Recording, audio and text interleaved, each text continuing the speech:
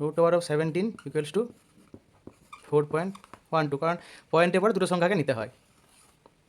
এটা মিলিয়ে নাও। ওকে, হ্যালো বন্ধুরা, আজকে আমরা শিখে নেব নন পারফেক্ট স্কোয়ার নাম্বারের স্কোয়ার রুট বের করার পদ্ধতিগুলো কী কী আছে।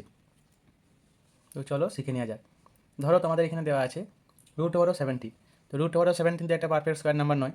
তো এটা বের করতে গেলে কী করতে হবে, 17-এর কাছে কোন সংখ্যাটা আছে যেটা পারফেক্ট স্কোয়ার নাম্বার।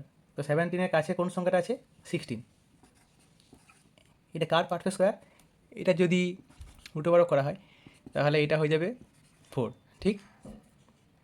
তাহলে এখানে আমি ইকুয়ালস টু লিখে দিচ্ছি 4। তাহলে এটা 16-এর থেকে কত বেশি আছে, 1। তাহলে আমি +1 লিখব, ডিভাইড বাই এইটার ডবল হবে, মানে 4-এর ডবল ইন্টু 2 কত না 8। তাহলে তোমার এটা অ্যান্সার আসছে 4 + 0.125 এরকম সামথিং আসছে। তাহলে এটা হয়ে যাচ্ছে 4.12। ওকে, তাহলে তোমরা ক্যালকুলেটারে চেক করে দেখে নাও √17 = 4.12 আছে কিনা, এবার মিলিয়ে নাও। তো তোমাদেরকে এতক্ষণ আমি কেস নাম্বার 1টা পড়ালাম, এবারে ধরো তোমাদেরকে পড়ানো হচ্ছে কেস নাম্বার 2।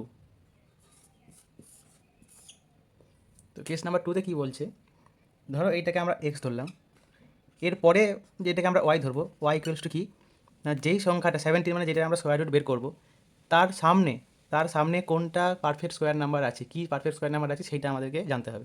কী আছে না, তারপরে আছে 16। তাহলে ওয়াই ইকুয়ালস টু আমরা 16 ধরে নেবো, ঠিক আছে? এবারে যে ফর্মুলাটা আছে, ফর্মুলাটা হচ্ছে X plus Y by 2√y।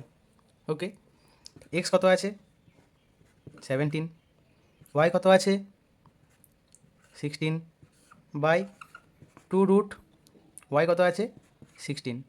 তাহলে এটা কত হচ্ছে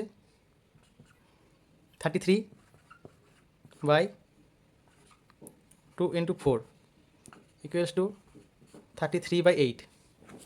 তাহলে এটা কত বেরোচ্ছে, 33/8 মানে হচ্ছে তোমার 4.125।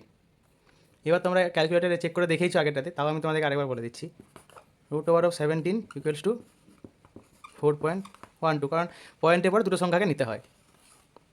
এটা মিলিয়ে নাও। ওকে, তোমরা যদি আগেরটা বুঝে গিয়ে থাকো তাহলে তোমরা এটা কত হবে নর্মাল প্রসেস মানে কেস 1-এ জানাও, আর এটা কত হবে কেস 2, ঠিক আছে?